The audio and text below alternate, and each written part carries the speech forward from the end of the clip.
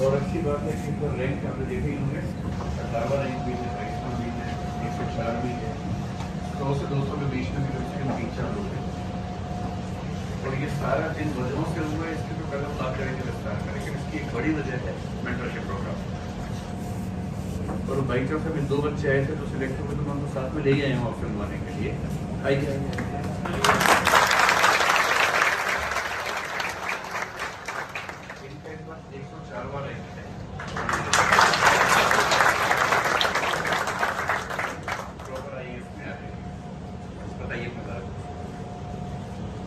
Good evening to मेरे प्यारे भाइयों एंड बहनों। इन्होंने सारा स्कोप एकदम देख लिया। इसी समय मैं भी आपकी तरह ऐसी प्रिपरेशन कर रहा था। ये मेरा 4th अटेम्प्ट था और जैसे आज सुबह से ही मॉर्निंग से ही मैं भी प्री की तैयारी कर रहा था 5 जून वाली। लेकिन देखो कई बार हमारी जो जर्नी रहती है पीछे क्या रहती है हमें उसका पता नहीं रहता है। हमें इस प्रिपरेशन के दौरान लगातार आगे बढ़ते रहना रहता है। एक जो इम्पोर्टेंट पॉइंट है कि मेरा एक 4th अटेम्प्ट था, जो प्रीवियस 3 अटेम्प्ट थे उसमें मेरा प्री क्लियरिफाइड मतलब क्लियर नहीं हुआ था। तो ये एक पॉइंट आपको याद रखना है। उसका रीजन क्या रहा कि मैंने 2018 में मेरा फर्स्ट अटेम्प्ट दिया। वो मैं सिर्फ ये चेक करने के लिए गया था कि मेरा सीसेट होता या नहीं। लेकिन हाँ 2018 में थोड़ा पेपर क्या था, सिंपल था और उस समय निकल गया बिना पढ़े। तो फिर मैं थोड़ा सा कैजुअल हो गया कि यार सीसेट में अपन को ज्यादा फोकस करने की जरूरत नहीं है, अपन को जीएस पे लगाना पूरा ध्यान। और उसी टाइम से मैंने क्या किया, जीएस। अब आप रिकॉर्डिंग भी कर रहे हो मतलब इसके साथ सबसे बड़ी प्रॉब्लम क्या है, अब आप सेलिब्रिटी बन गए। वो तो बात ठीक है। तो 2019 का फिर मैं जब अटेम्प्ट देने गया तो मैंने सीसेट पढ़ के ही नहीं गया, क्योंकि मुझे कॉन्फिडेंस था कि इजीली जब 2018 में अपन ने निकाल लिया तो 19 में भी निकाल देंगे।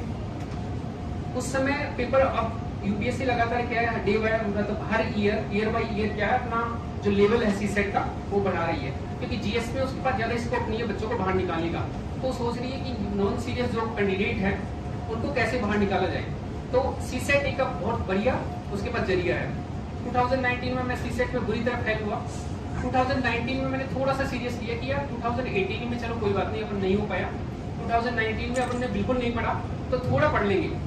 2020 में थोड़ा पढ़ के गया, उससे भी नहीं हुआ।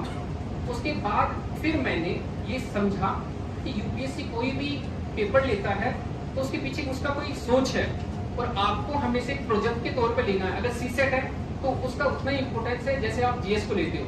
तो उसमें आप हमेशा कमांड जब तक नहीं करोगे, हो सकता है कि आपके 150 मार्क्स आ जाए आउट ऑफ 200, तो उससे आपको टेंशन नहीं लेना है कि यार ज्यादा हो गया सीसेट का, जीएस कम।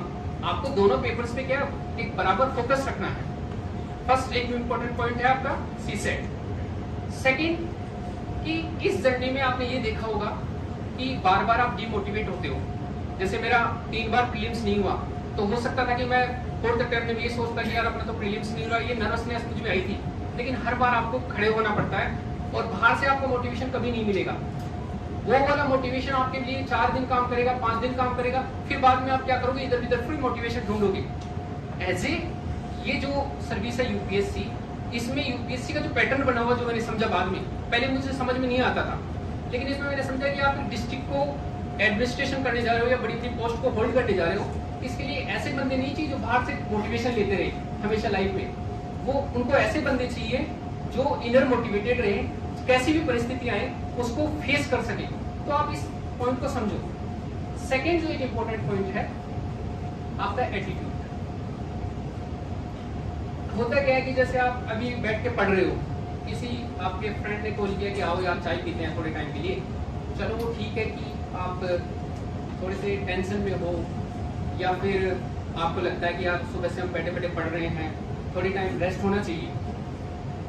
लेकिन आप उस चीज को ऐसे जैसे आप मॉर्निंग में आए 11 बजे कभी फ्रेंड ने कॉल कर दिया, आपके दिमाग में है कि चलो 11 बजे चलते हैं, फिर किसी दिन आपको 2 बजे बोल रहा है, 2 बजे आप जा रहे हो। तो इसका आपका एक टाइम फिक्स होना चाहिए कि आप कब क्या कर रहे हो। एक पूरा एक आप वो बनाइए पेज पे। जैसे मैंने क्या किया कि पहले मैं बनाता था, अपना डायरी मेंटेन करता था जिसमें मैं सुबह से शाम तक क्या कर रहा हूँ। तो उसमें क्या होता है कि हो सकता है शुरू के टाइम में आपको 1-2 महीने ऐसे बेकार लगेगा या आप उसको फॉलो नहीं कर पाओगे, लेकिन उससे आप एक ऑथेंटिसिटी आएगी खुद के लेवल पर कि यार मैंने सुबह से बैठा, 2 घंटे मेरे गप में चले गए, या फिर 2 घंटे हमने ये काम गलत किया, या ये मेरा टाइम केवल बात करने में चला गया। तो कम से कम दूसरे दिन आप उन चीजों पे धीरे धीरे कवर अप करोगे कि नहीं आज मुझे ये नहीं करना है। तो एटीट्यूड जब तक आपका चेंज नहीं होगा माय डियर फ्रेंड्स, तब तक देखो इस एग्जाम में लेकर जो मैंने महसूस किया है, इसमें नॉलेज वो बहुत पीछे की चीज है, आपका हार्डवर्क वो बहुत पीछे की चीज है। सबसे जो इम्पोर्टेंट है फर्स्ट वो आपका एटीट्यूड। एटीट्यूड आपका पहले दिन से वैसा हो जाना चाहिए जो एक एडमिनिस्ट्रेशन के लिए एक जो बंदा चाहिए उसका कैसा होना चाहिए। उसमें आपका प्रोफेशनलिज्म सबसे इम्पोर्टेंट पार्ट, कि आप लोगों से जो व्यवहार बनाओगे वो एक प्रोफेशनलिज्म का रहना चाहिए। ऐसा नहीं कि आप बिहेव ऐसा कर रहे हो, पढ़ना आप चाह रहे हो कि मैं आईएएस बनूं, लेकिन आपका बिहेव ऐसा है, चाहे वो कोई भी हो यहाँ पर, और जो आसपास के जो रिलेशन में रहते हैं, चाहे वो आप किसी ऑटो से जा रहे हो, वहां पर आपका छोटी छोटी चीजें, क्योंकि होगा क्या कि आप मान लो कहीं से आ रहे हो ऑटो से, आपने ऑटो वाले से किराए पे झगड़ा कर लिया, थोड़ा टाइम आपका उसी में वेस्टेज हो जाएगा। ये छोटी छोटी सी बातें, लेकिन आपके लिए इसमें जो जर्नी है उसमें कहीं ना कहीं आपको डिस्टर्ब करती रहेगी। और अगर आप इन्हीं को मैनेज करते रहोगे तो इनको ये आपके लिए मैनेज करने के लिए रहे नहीं। इसका सबसे बेस्ट एग्जांपल, मतलब बेस्ट क्या रहेगा कि आप इनमें एक बेहतर तरीके का एक फिक्स कर लो कि मुझे ये वाला प्रोफेशनलिज्म बना के रखना है माइंड सेटअप के लेवल पर, फिर आपके लिए बहुत ईजी हो जाएगा। क्योंकि जब आप देने जाओगे प्री, उसके बाद मेंस, तो वहां पर क्या है कि पेपर्स का जो पैटर्न बना रखा है यूपीएससी ने, वो उन बंदों को लिए एकदम सेटअप है कि जो माइंड से एकदम क्लियर है। क्योंकि जब आपके माइंड में 10 तरह की टेंशन रहेगी, तो जो वहां पर आप बैठ के लिख रहे हो फटाफट मेंस में, क्योंकि वहां तो ऐसे AK-47 चलती है। जैसे आप एक बार बैठते हो 3 घंटे के लिए, तो आपको फिर दोबारा सिर्फ तभी उठता है जब 3 घंटे पूरे नहीं हो जाते, और वो भी जो इनविजिलेटर है वो आके बताता है कि भाई अब तुम्हारा टाइम हो गया है। कई बार तो फिर भी देने का मन नहीं करता। तो 3 घंटे जो है, समझ रहे हो मेरी बात, तो 3 घंटे हैं, उस 3 घंटे में पेपर पूरा करना वो कब हो पाएगा माय डियर फ्रेंड्स, जब आपका माइंड का लेवल का जो क्लियरेंस है, मतलब जो टोटली आप डिवोटेड रहोगे यूपीएससी के लिए, तब भी हो पाएगा। अदरवाइज हम क्या करते हैं कि यार ये कर लेते हैं, ये रिलेशनशिप कर लेते हैं, बनाओ दैट्स वेरी नाइस, लेकिन उनको किस तरीके से आपको मेंटेन करके रखना है वो एक इम्पोर्टेंट पार्ट है। तो मैं इतना ही कहूँगा कि इस जर्नी में आपको घबराने की जरूरत नहीं है।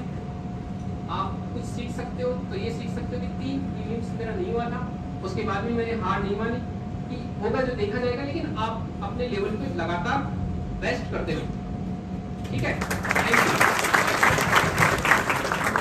इनका नाम है प्रहलाद नारायण शर्मा, 104वां रैंक है, और ये एक तरह से पहले मेंस के गण में प्रॉपर आईएएस में आ रहे हैं। और इनकी बात सुनकर लग रहा है कि जिला अच्छा संभाल लेंगे, कोई इस पर आशंका की बात है नहीं। ऐसे बहुत सारे साथी हैं जो मेंस से मेंटरशिप में लगातार थे, और जिनमें से 2 आपके सामने हैं। जल्दी आप सब मिलेंगे। अभी रवि पुणे में है, सुनील हैदराबाद में सब में, मेरी बात हुई थी, तो जब वो आएंगे वो भी आपसे मिलेंगे। आज मैं सिर्फ इसलिए आया कि आप लोग का थोड़ा सा मुझे घबराए लग रहे थे क्लास में, जबकि मैंने कहा खूब मोटिवेट करने की कोशिश की।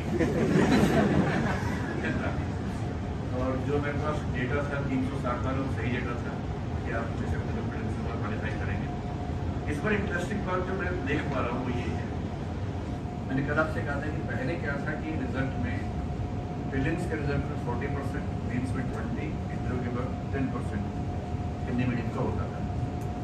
पिछले 3 साल से वो 5-5-5 जैसा हो गया था। इस बार अभी तो खैर प्राथमिक अनुमान है, आज रात तक शायद डिटेल्स पूरी मिल पाएंगी मुझे। जो मेरा अनुमान है, इस बार प्रीलिम्स में जो सफलता की दर थी फाइनल सिलेक्शन में उससे ज़्यादा है परसेंटेज। और अगर ये बात सही है तो ये आज तक के इतिहास से पहली बार हुआ है। और इसका मतलब ये है कि शायद प्रीलिम्स में 5% और फाइनल सिलेक्शन में शायद 8% के आसपास इस बार का रिजल्ट। तो ये जो तब है जब प्रीलिम्स में हमने कुछ खास काम नहीं किया था।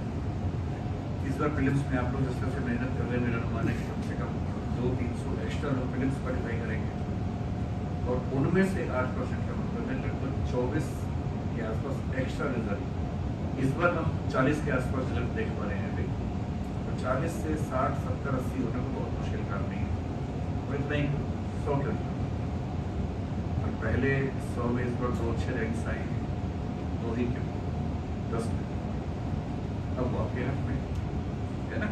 तो आज आपको मिठाई खिला रहे हैं, थोड़ी देर मिठाई आएगी, मिठाई खाइए और जम के मेहनत कीजिए, छोड़ना नहीं है इस वक्त किसी भी हालत में।